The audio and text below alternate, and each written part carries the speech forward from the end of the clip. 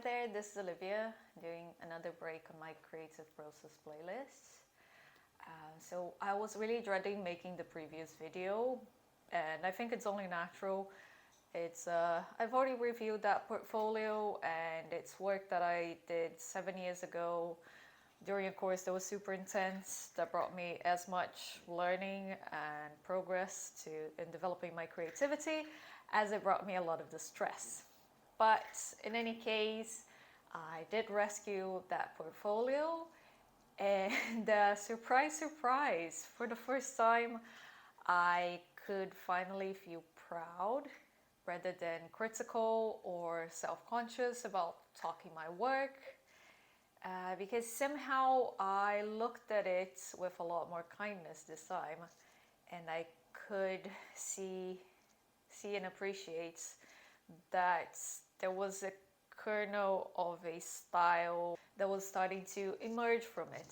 So yeah, I wanted to share a few things before I continue the playlist. One, um, don't be so in awe of my portfolio, because that was my first time making a real portfolio, and even if it took me not a whole year, but at least like, let's say 7 months of super intensive work, even if it took all that time and efforts, that portfolio is a final edit of a learning curve with all its ups and downs to learn what my creative process could be. I really appreciate that it resonates with so many viewers, but I want you to take my insights and then go and do your own thing. Number two is, please don't be so tempted to follow my steps exactly, because when it comes to my own work, I am an expert at overcomplicating things. So I would consider myself a much more successful mentor if I can help you avoid my mistakes. I want this so bad for you. I want you to be so much smarter with how you spend your time and your money.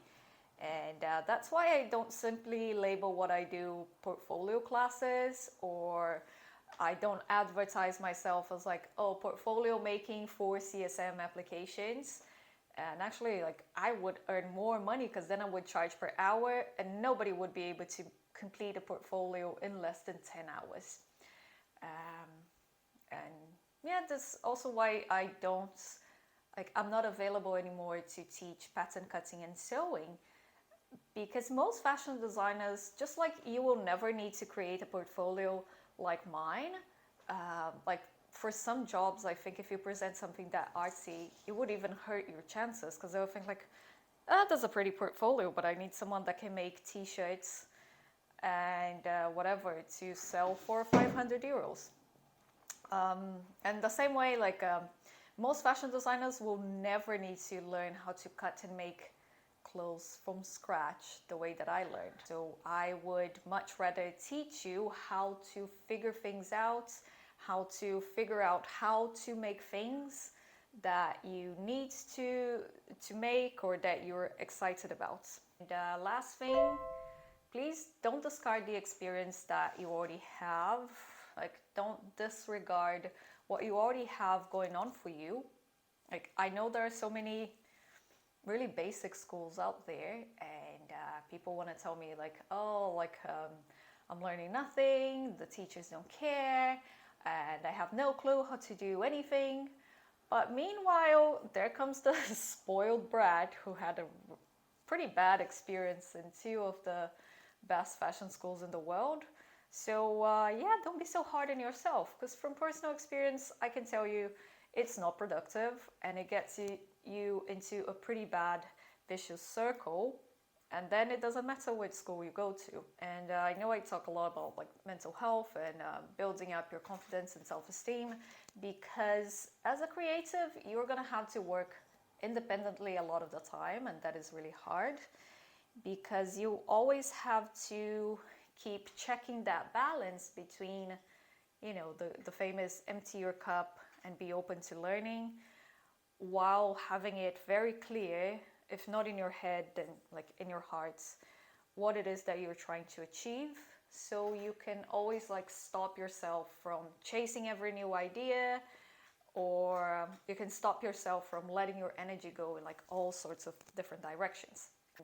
Even if I'm always encouraging you to research, to test, to make experiments, like if you pay close attention, you see that I'm also telling you to make it quick, make it easy, make it cheap, and then step back and assess where it's going, so you can always keep going like deeper and deeper and deeper into your subject, and also becoming like more and more clear what it is that you're like, what your project is about, your collection is about, what sort of clothes you want to create, what's your concept. So yeah, I hope you liked this pep talk, because it was a pep talk, even though I noticed that my energy is a little bit lower this week. And I think I'm still recovering from being more sociable and more outgoing, inspired by Carnival, and now like a classic introvert, I'm feeling kind of depleted and not very performative.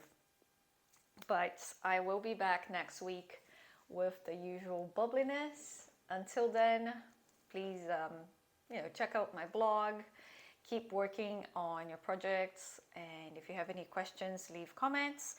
And as always, if you need more, check out like one-to-one mentorships on my website. And I'll see you next time. Bye.